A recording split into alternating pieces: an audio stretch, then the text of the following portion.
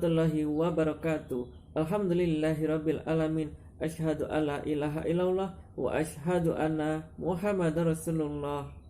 Alhamdulillah, puji dan syukur selalu kita haturkan kehadirat Allah Subhanahu wa taala atas segala limpahan rahmat dan karunia-Nya, hingga Allah masih memberikan berbagai kenikmatan hingga saat ini. Baiklah, langsung saja kita akan menyaksikan tausiah bersama pimpinan cabang Muhammadiyah Kecamatan Wedi ini yang akan disampaikan oleh Dr. Andes Haji Mukhtar Ansori. Selamat menyaksikan. Assalamualaikum warahmatullahi wabarakatuh. Alhamdulillahirabbil alamin. Wassalatu wassalam ala asrofil anbiya'i wal mursalin wa ala alihi wa ashabihi ajmain. Para peserta pengajian yang berbahagia, dalam hidup kita ini kita memang harus punya prinsip. Sebab dengan prinsip yang kita miliki, insya Allah kehidupan kita di dunia ini akan bahagia. Para peserta pengajian yang berbahagia, dalam Islam ada beberapa prinsip dalam mengarungi kehidupan kita ini. Yang pertama adalah bahwa hidup itu harus ikhlas. Wa ma umiru illa liya'budullaha mukhlisina lahuddin. Kita oleh Allah Subhanahu wa taala diperintahkan agar beribadah dengan ikhlas. Oleh karena itu, dalam beribadah kita juga harus ikhlas. Ibadah apa? Terutama adalah ibadah mahdhah, hubungan kita dengan Allah Subhanahu wa taala, dan juga ibadah ghair mahdhah. Sikap ikhlas ini harus kita miliki. Untuk melakukan kegiatan-kegiatan ibadah, ada sebagian kita ini yang merasa berat. Seakan-akan kewajiban yang tidak ada henti-hentinya. Tapi insya Allah, kalau ikhlas itu sudah tertanam pada diri kita, menjalankan ibadah itu akan enjoy, akan enak. Oleh karena itu, mari dalam hidup kita ini, di mana Allah memerintahkan untuk beribadah, dan beribadah itu adalah dengan ikhlas. Para peserta pengajian yang berbahagia, dunia yang kita tempati saat ini pada dasarnya adalah tujuan sementara. Hidup di dunia ini pun kita juga harus berencana. Tidak ada salahnya. Wal tandur nafsum ma qaddamat lighad. Adalah kita ini mempersiapkan apa yang akan kita lakukan untuk esok hari. Esok hari itu tentang apa saja yang harus kita rencanakan.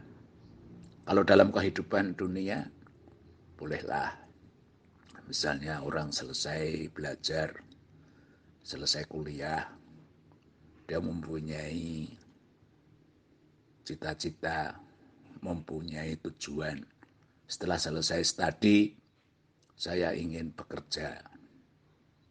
Bekerja apa? Nah, ini tergantung kepada minat dan kemampuan kita masing-masing. Atau setelah belajar, setelah belajar, kita ingin nikah. Ya silakan, itu memang juga harus direncanakan. Nikah itu harus direncanakan. Kapan saya harus nikah?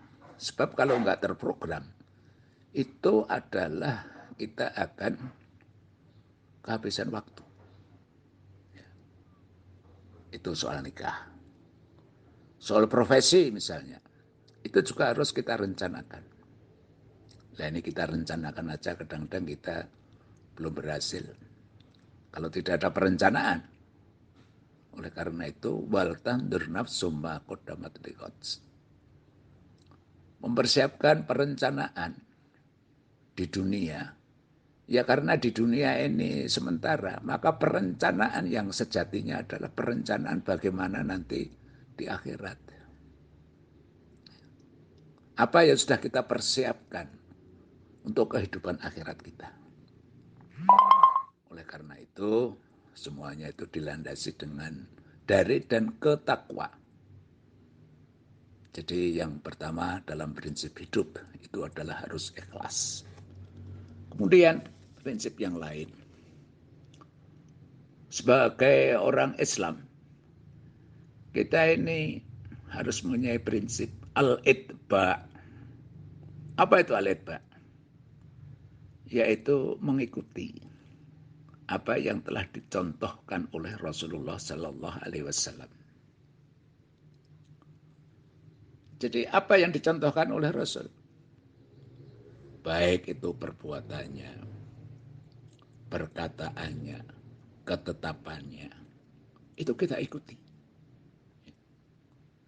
Jadi kita memang harus mengikuti jejak Rasul. Cinta kepada Rasul. Dalam surat Ali Imran ayat 31, Bismillahirrahmanirrahim. Qul in kuntum tuhibbunallah fattabi'uni yuhibbukumullah wa yaghfir lakum dzunubakum.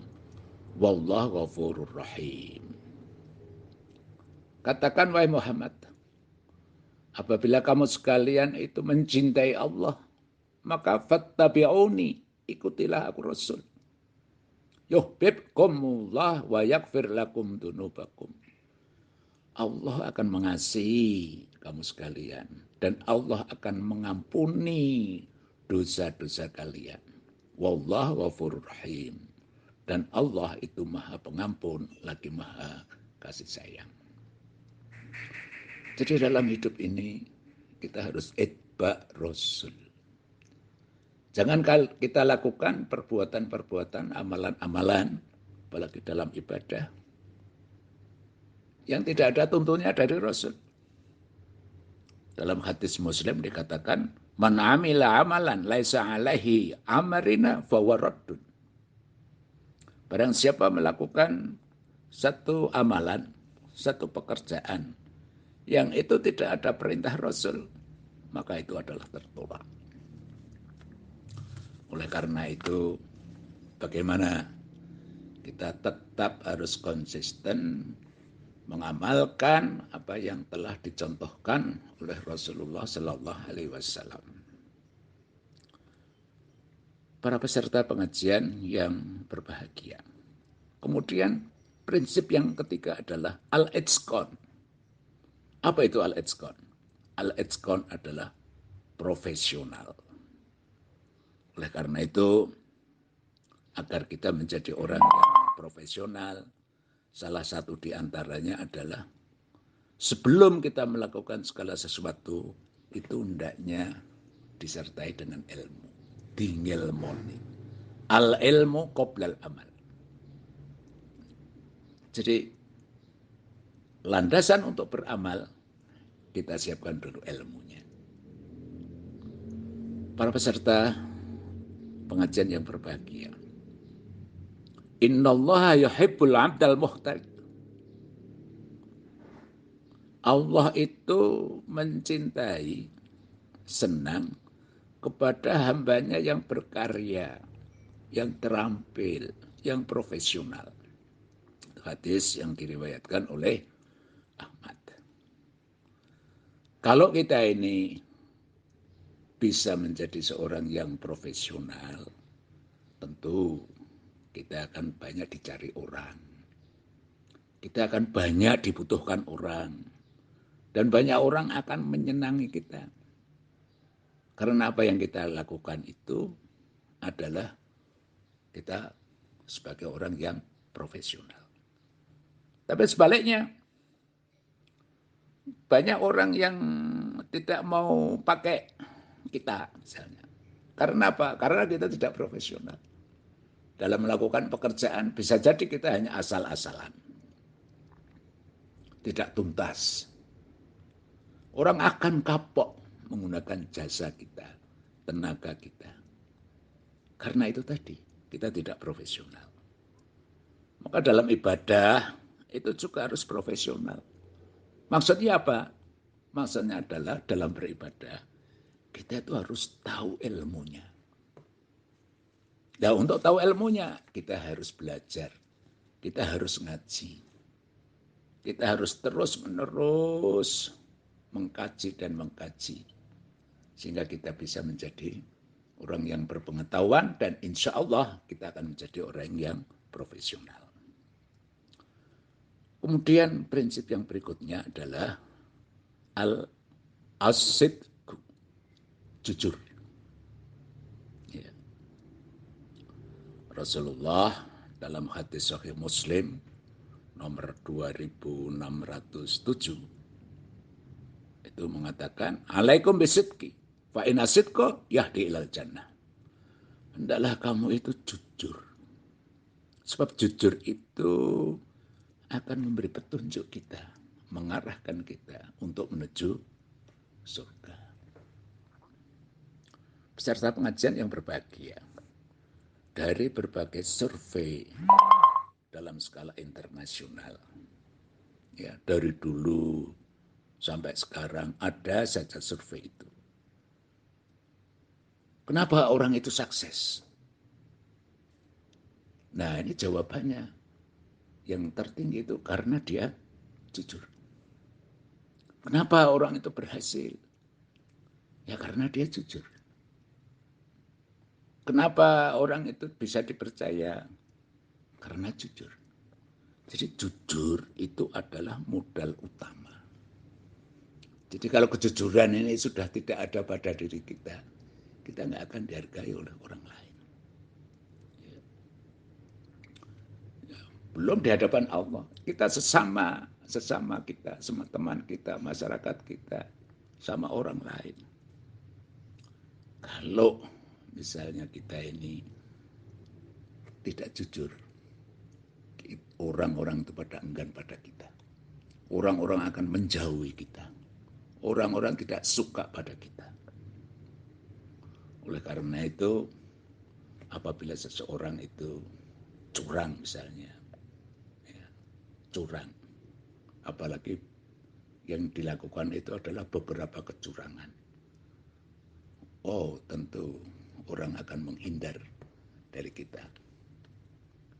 Sekali lagi, yang diperintahkan oleh Rasulullah adalah supaya kita ini mempunyai sikap jujur. Dan yang kelima adalah at-tadhiyah, berkorban. Ya ayyuhalladzina amanu in tansurullah yansurukum wa yusabbit aqdamakum. Wahai orang-orang yang beriman, bila kamu sekalian menolong agama Allah, Allah akan menolongmu. Wa yusabbit aqdamakum, dan Allah akan meneguhkan kedudukan kita. Demikian itu dalam surat Al-Bayyinah ayat 7. Berkorban untuk menegakkan agama Allah. Ya. Jadi waktu, tenaga, pikiran yang kita miliki itu jangan hanya untuk diri kita, jangan hanya untuk keluarga kita, tapi juga bagaimana kita ini punya kontribusi, ya, untuk menolong agama Allah. Bagaimana menolong agama Allah? Yang pertama adalah al-qiyam bidinih, yaitu menegakkan agama Allah. Menegakkan agama Allah, ya berat. Tapi ini adalah satu kewajiban. Ibaratnya adalah kita ini pegang bara. Kalau bara itu panas sekali tentu ya. Kalau kita nggak kuat mungkin akan kita lepas. Nah, dalam berdakwah menegakkan agama Allah itu memang yang berat. Tapi mari kita lakukan sesuai dengan kemampuan kita masing-masing. Kemudian juga menolong agama Allah adalah wadakwah ilaih. Mendakwahkan agama Allah. Bagaimana caranya? Bisa dengan lisan. Ya. Kalau sekarang ini adalah bisa dengan WA, bisa dengan SMS, dan lain sebagainya melalui media-media yang tersedia. Juga ada waktu bilhal, ya dengan memberi contoh action langsung. Dakwah bil amal, dengan amal perbuatan kita. Itu justru malah lebih real. Kemudian menegakkan agama Allah adalah wajihad ala a'daihi. Berjihad terhadap siapapun yang merongrong agama Allah. Maka ini harus kita perjuangkan bagaimana supaya agama Allah itu tegak.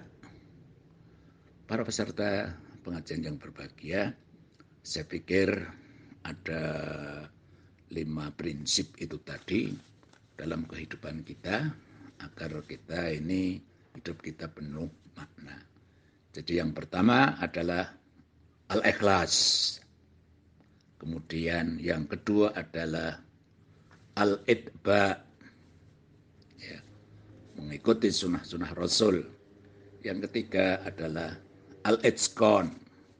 Kita hendaknya berusaha untuk menjadi orang yang profesional. Dan yang keempat adalah asidku, jujur. Dan yang terakhir adalah at-tadhiyah, berkorban untuk menolong agamanya Allah. Demikian pengajian secara singkat ini, semoga ada manfaatnya. Billahi taufik wal hidayah. Assalamualaikum warahmatullahi wabarakatuh.